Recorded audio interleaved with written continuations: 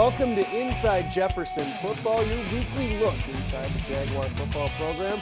My name is Josh Powers. Coming up on this edition of Inside Jefferson Football, we'll talk to head coach Tim Carlson about last week's season opening game against Chaska and this week's first road test for the Jaguars as they take on St. Louis Park.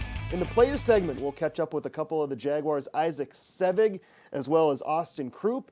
And in the Where Are They Now segment, we'll catch up with former Jaguar player Josh Rosenthal. But first, the head coach, Tim Carlson.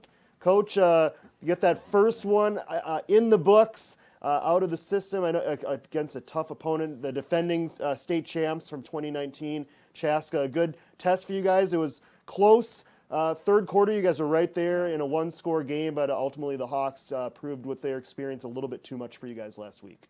Yeah, it was a good game. We were knowing going into the game that we were pretty young. We started 6 sophomores playing 7 spots on the field, so there's some there's some nice youthful enthusiasm, but there's a lot of learning going on at that speed of a high school game. But the kids played hard.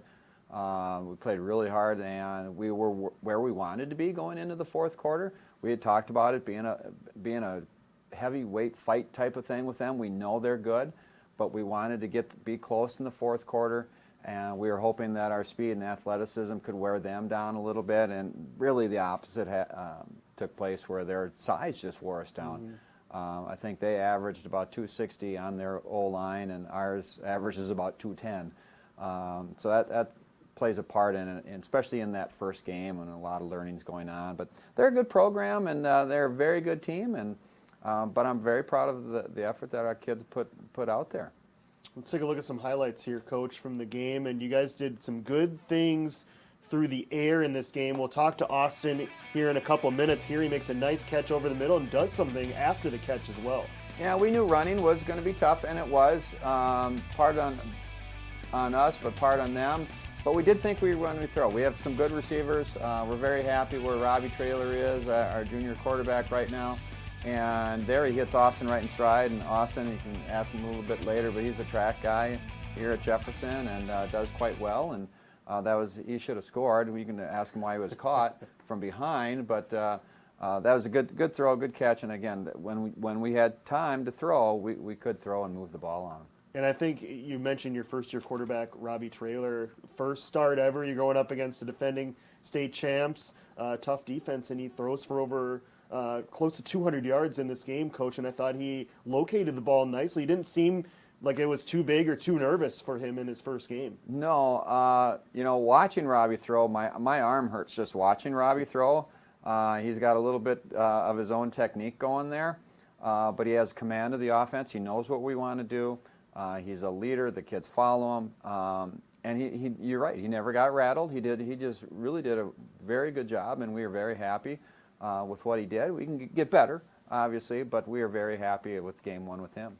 Defensively, Coach, I know you would have liked to stop the run better, but here you get a big turnover. You maybe could have used 1 or 2 more Chaska mistakes in this game to get the victory, but plays like this certainly will help you going into next week's game. Yeah, one of the things, we lost Kashawn Cobalt, the D-end, early in the week. That's Brock Edwards picking up the loose ball. Brock had never played D-end before, so we asked him on that Monday or Tuesday of last week and say, hey, do you want to go to D-end? And he said, sure, do it, and played very well all game long. Both he and Isaac on the ends did a great job for us. And he was right place, right time, and tried the scoop and score. Got the scoop, but didn't quite get the score. But Brock had a good game overall as well. One of your sophomores with a lot of promise, Daniel Freitag, scores 2 touchdowns in this game. Here's a highlight clip, made it onto KARE 11, as you told me off camera. Big 6-yard touchdown here for Dan. Actually, this is going to be a run here first, Coach. Okay. Aiden's run, yeah. Aiden Bertrand, 22-yard run. Nice cut, nice seal inside, and again, receivers blocking downfield. That was probably, I think, is our biggest run of the night. But it shows what we're capable of doing, and we just have to be able to sustain that. Now here's the one. This is the KARE 11 hot highlight. Go vote. We do a little shift into a snug formation, just send Daniel in the corner. Unfortunately, Daniel broke his collarbone on that play. So that promising start to his football season will come to an end for Daniel, and I just was chatting, texting with him a little bit ago. Seems in good spirits, but had surgery today, and we wish Daniel the best, and he should be good to go come basketball season. And I know that's really where, I mean, ultimately that's where he wants to go. Already has Division I offers, does Daniel. Here's that highlight. Nice adjustment to it. Yeah, it was a good touchdown, and it was a good play. Just bad result overall with that. Well, Coach, as we look ahead to this game coming up, first road test for your team. School starts for you this week. I know you get that little bit extra day since you started on Thursday, and maybe some other teams played on Friday. But what has this week been like leading up to Friday's game? You know, it was nice to give everybody a long break. We met. We had a B game Friday morning. Then in the afternoon, the kids do yoga. We have our kids do yoga and then watch some film. But by like 3:30, 4 o'clock, they were off until 5 o'clock last night. Boy, my days are all goofed up now without school and so on. So we came back Monday night. So they had a nice long break, practice last night. Then we got them on the school schedule today, the after school 3 o'clock practice, and trying to get things rolling. And yeah, tomorrow's always an exciting day going back to school. I think there's a little bit more excitement since we didn't really have that day last year. We have a pep fest that's going to be outside on the turf, and it'll be exciting. It's just great to be back in school. All right, Coach, we'll talk to you in our final segment as we look ahead to St. Louis Park on Friday. All right. All right, that's the head coach, Tim Carlson. Coming up next on the players segment, a couple of the seniors stop by. They're going to be starting school in about 12 hours from now. But first, we'll hear from them on Inside Jefferson Football.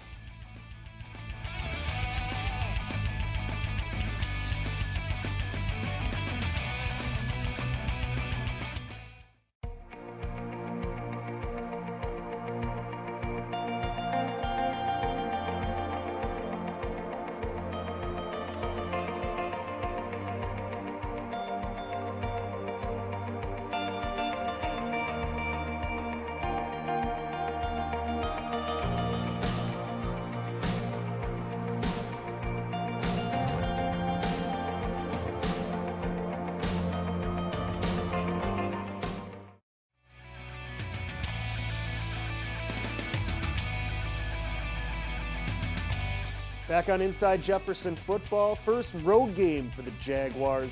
Friday night, 7 o'clock, they'll be playing St. Louis Park, the opponent for the Jaguars in Week 2. A couple of the seniors join me now. Austin Krupp, Isaac Sevig. Thanks a lot, guys. Appreciate it. Yes, sir. I know school starts for you, both of you in about 12 hours. We'll make sure you're out of here on time to get a good night's rest for classes tomorrow. But what is that day going to be like for you, Austin? I know you were there in the spring in person, but this is kind of fall, back to school time. You guys are kind of back in the swing of things. Should be an eventful day for you. I'm kind of excited for it. We got a pep fest tomorrow, and then right after practice, well, the day we have practice, and hopefully people are not all tired and people wake up and go to bed on a decent time, hopefully. How about you, Isaac? What are you looking forward to tomorrow? Yeah, I'm excited. It's good to be back. Hopefully everything coming back to normal and seeing friends I haven't gotten to see in a while. And yeah. Austin, we saw your catch against Chaska over the middle. Big play for you guys. I know you want to make a lot of plays like that. There's been a lot of great Jaguar wide receivers through the years. What are some of those expectations now? You as a senior, you kind of have to be, maybe now, especially with Daniel out, one of those guys that are going to have to make plays on a game-by-game basis. I mean, I think that our receivers just need to know what they need to do to catch the ball. We have newcomers coming in, people who have not really played a varsity game. Mm-hmm. But I'm going to try my best to let them know what to do in these assignments, and hopefully they can transition from practice into a game. What are some of those leadership qualities that you've had to already display, or things that you've had to say to some of those younger guys? You're an experienced guy. You played last year as a wide receiver too. It's a young group, and you kind of have to be that leader as well. Yeah, so like after our last game, I spoke to some of the people. I'm like, all right, so Daniel Freitag is out, so you guys need to come to practice working 150% because we're all still fighting for our positions. Like, we're all not guaranteed a starting spot coming next Friday. So basically I told them just to be playing or practice as hard as I can. Isaac, how about you give us an update of your position this year, defensive line and tight end, from what I hear. What leads you? What led you to go down that path? Maybe when you were coming up playing the game of football to go to those positions. Yeah, so when I was younger, I always played offensive line, and I was a bigger guy. But as I got to high school, everyone started to get a little bigger, and so I wasn't as big, and so I had to find a position, not the fastest guy, but still kind of big to play on the line. So, playing D-end, I always like tackling people, sacking the quarterback. So I think that's why I ended up at D-end.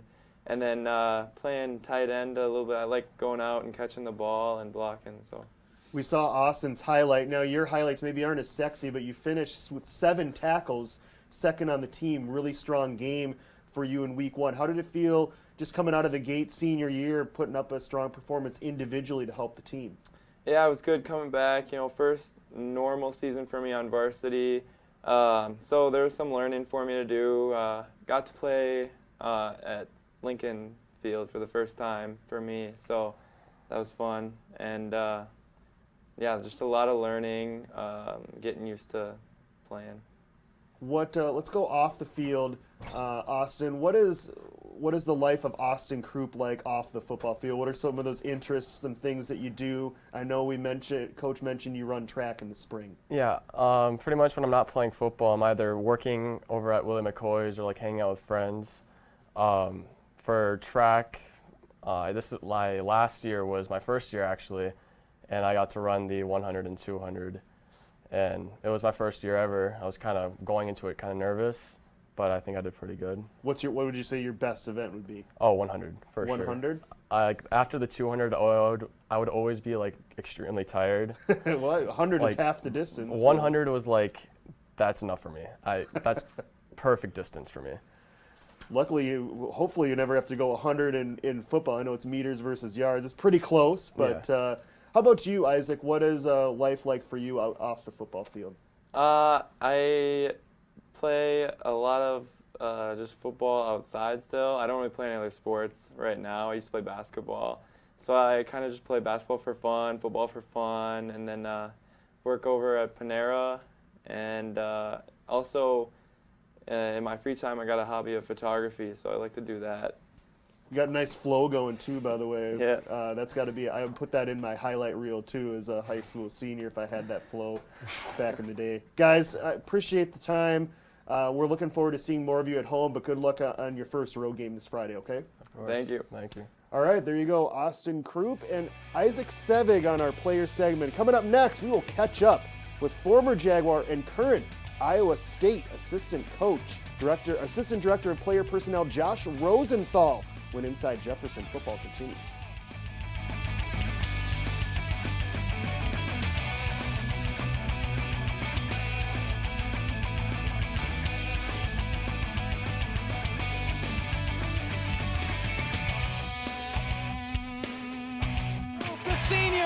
Okay, let's set the facts straight. Almost a quarter of car crashes involve cell phones. When you text and drive, you look away at least 5 seconds. At 55 miles per hour, that's the length of a football field. Time out. It's illegal in 39 states to text and drive, but you're in danger everywhere when you don't focus. So keep your eyes on the road and arrive alive. No text, no wrecks. So don't text and drive.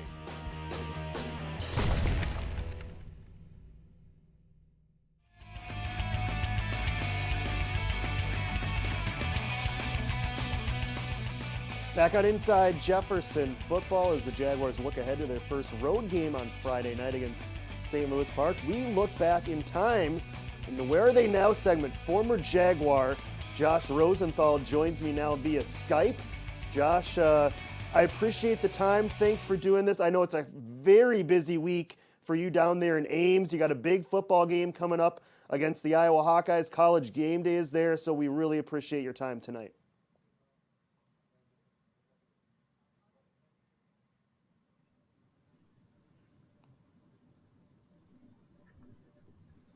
All right, Josh, you're 2005 graduate of Jefferson.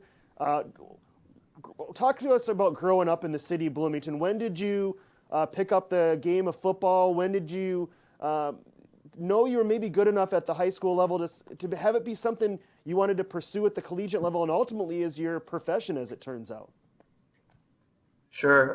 Growing up in Bloomington, we had a really good middle school program at Olson back in the day when Olson was one school. There were multiple junior highs. And honestly, I was approached by former coach Prince to come out and play. And I'd asked my mom and kind of beg her because I'm not the biggest guy in the world. She was always worried about me getting hurt. My dad used to tell me all the time that you need to stop being scared of playing and just go out there and do it. So all my buddies were doing it. It was pretty fun. And that's really how I got started. And then as I got to Jefferson, we were really lucky. We were really surrounded by a lot of great coaches, Coach Carlson, Coach Leverance, Coach Swartout, Coach Minsauce, Coach Sinclair, a lot of guys who really helped it make it really fun. And then we had some really good talent around us as well, which made it even better. But we had a coaching staff that, number one, they believed in us. And number two, as I already mentioned, they made practice fun. And when you're able to combine those two things, you can do a lot of really good things in the process of it. And to answer that third part of the question, that's really what got me into coaching. I had an opportunity to play in college at Concordia St. Paul. I really didn't see that as like an immediate future piece for myself. I was a long snapper, so as Coach Carlson used to say, I was the fourth down quarterback. In my eyes, I was always QB1, but that's just me. So, as I was in college, I said, this is what I really want to do. I had a great experience. When I was in high school, I had people that cared about me. And, I want to be able to do the same thing and do something I love, which is football. So after I got done with school, I had an opportunity. Coach Carlson actually gave me my first coaching opportunity at Jefferson. And that's kind of how we got started with that.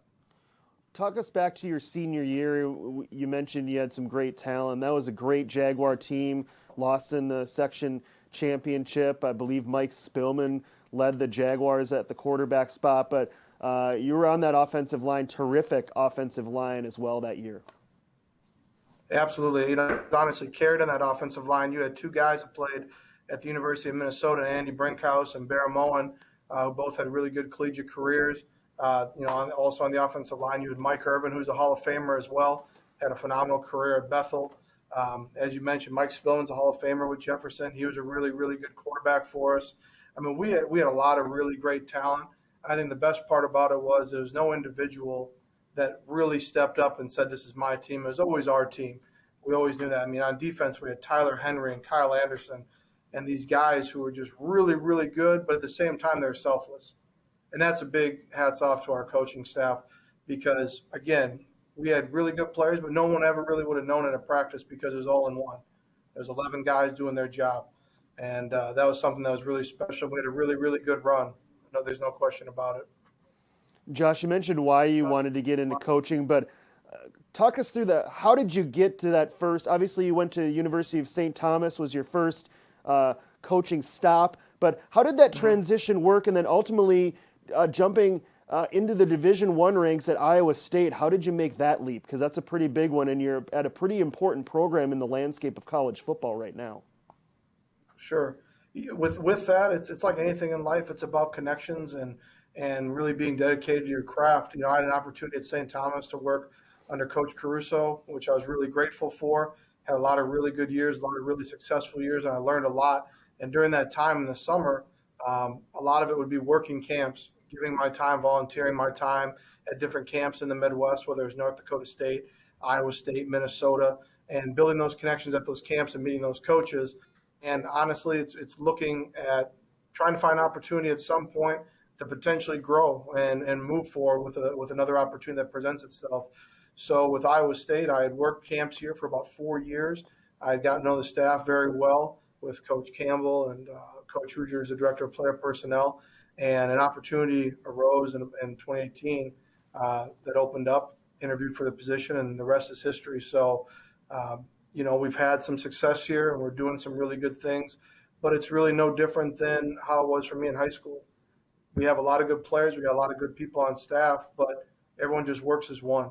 There's no one individual that's more important than the other. And I think Coach Campbell does an incredible job of that because you'd really never know that he's the head coach at times because he's no different than any of us. He's having lunch with us. He's hanging out. He's talking about our families. It's a really special piece. We've just got a couple minutes left, Josh. Walk us through what exactly are the key duties of an assistant director of player personnel at a Division I Power 5 institution like Iowa State? Sure. So for myself, I handle the offensive side of the football. So for me, every state that we recruit, which is going to be the Midwest, some on the East Coast, you go down to the Southwest and then down to Florida. Essentially I have to know every player in high school in the class that we're currently recruiting and 2 classes ahead. So currently the 2022 class, 2023, and 2024. And if there's a guy who has potential, I got to know about him. And from that process, what that means is I'm watching their film. I'm creating our own cut-ups of that player. And I'm also finding information out about them and how are their grades, what are they like in school, how do they treat their teachers, what are they like outside of school, do they have a job, do they volunteer their time, what are they like as a teammate. All those basic things that, I think a lot of us took for granted when we were in high school. We used to hear it all the time from our coaching staff that your grades matter, and they do. I mean, for us, it really doesn't matter how good of a player you are athletically. If you don't have great character, you don't love football, and you don't have the grades, it's just not going to work out here for us. And that's a really big reason why we've been successful. Kind of going off on a tangent, but Coach Campbell always says, I'd rather learn how to lose with you than get a great player that's really athletic and knows how to win right away. If you know how to lose with someone, you can do a lot of great things with them. It sounds like you have a great relationship with Coach Campbell. Another coach that you hopefully have a great relationship with is in our studio right now, Josh. Coach C can hear you. Coach, what do you remember about Josh going back to his playing days? Well, I would say, and how do I put this? Josh Powers, you probably tower over Josh Rosenthal if you guys are going back to back. But the thing I remember about Rosie is his heart was probably bigger than anybody else on the team. Rosie was full speed, everything he had to the team, and he nailed it. It was just such a great bunch of guys who were so selfless, talented and selfless, and their effort was good. Monday through Friday, it was, you couldn't ask for more of an effort, and you can have more fun when you're doing that and you have those players. But Rosie was such a hard worker, and his heart was huge, and he went against some really big guys, and he never backed down. He's just like a little bulldog, and I'm sure he kind of coached that same way. So I know he lost out on recruiting a kid to St. Thomas, and the kid went to Bethel, and he's still a little bitter at me. But anyway, it's just I'm super proud of what Josh has done. Josh, this is your chance as we let you go here. Some final words, anything you want to say to Coach Carlson, it would be fair game. Well, not anything you want to say to Coach Carlson, but I'll hold back a couple things. I've told Coach this before. I think it's a lot for the guys currently in the program and guys coming through. You guys got to understand how lucky you really are, is to have an individual who cares as much about you on and off the field as you can have. Because honestly, in football, it's not about the wins and losses. Everyone wants to make it about that. What it's really about is relationships and the memories. And with Coach C, you're going to have someone that's going to care about you even when you are done playing, whether you played one play or you scored 30 touchdowns in a season. It's not going to make a difference. And I'm really blessed to continue to have a great relationship with Coach C. And he's honestly the main reason why I got into coaching, gave me my first opportunity. I'm forever grateful for that. All right, Josh. I know you got a big game coming up on Saturday. Go get some rest if you can. As a Gopher fan and as a Jaguar grad, I'm going to be pulling for you guys heavily against Iowa on Saturday. I really appreciate the time, Josh. Best of luck. Thank you all very much. I appreciate it. Good luck, Rosie.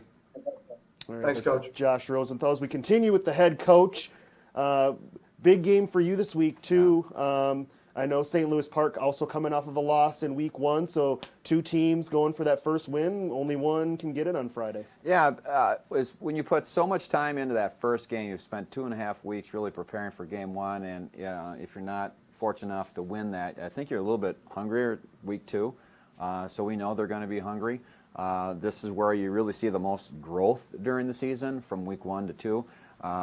Like I mentioned, we had 6 sophomores, but we played 4 kids that didn't play football last year, and they did a great job for us. So there's a lot of learning going on. St. Louis Park, is athletic. They're fast. They have some big kids. They have a big offensive line, but they do like to throw. That's kind of been their thing for a few years now too. And they use the run just enough, and we have to stop the run.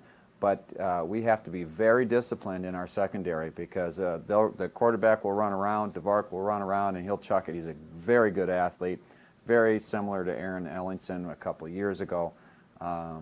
And we just have to be patient on defense and be very disciplined. Offensively, we need to run the ball better than we did a week ago, and I think we will do that as we learn and grow on the offensive line. And again, our passing game will continue to grow throughout this process, and so we're excited to see. Special teams will get a little bit better. We have a kicker this week. Our kicker plays for the soccer team, so he was at Edina last week, and so Luke Swanson, our kicker, will be there. So a lot of things to look forward to this week, and we're excited. It's been a good couple days of practice, and we're going to finish the week strong and see what happens Friday. All right, Coach. Let's take a look at, you mentioned the St. Louis Park passing plays. We're going to look at a couple of them. Both of these go to the same receiver, and you mentioned how he gets open deep. And number 6 here, we'll go these clips back to back. 2 explosive plays, and you're right, that's your secondary is going to need to be sound no matter really where the ball is on the field. Yeah, and I cannot pronounce the young man's name. It's a European name to him, but you can see how fast he is. We're going to have to be disciplined, whether we're zone or man. If we're in man coverage, we have to be physical. They didn't touch him. They just gave him the hash, and we can't do that. And they'll throw to him again here. He had 6 catches for 147 yards in that season opener. Yeah, and we're going to have safety help here. Again, they just kind of run around. Trying to draw these routes up are tough because they just kind of run around, and our line has to keep the quarterback in the pocket, keep him in front of them, and then our secondary, no one gets behind. Again, we'll, whether it be man or zone, we're going to have safety help knowing where number 6 is at all times. All right, Coach. We will see you back here next Tuesday. Best of luck. Hoping you guys get a big W on Friday night on the road. Let's talk about a win next week. All right. That's the head coach, Tim Carlson. The Jaguars will be back on Tuesday following their game against St. Louis Park. We'll talk about it on next Tuesday's edition of Inside Jefferson Football. That'll wrap it up for tonight for our entire crew. This is Josh Powers saying good night from our studios.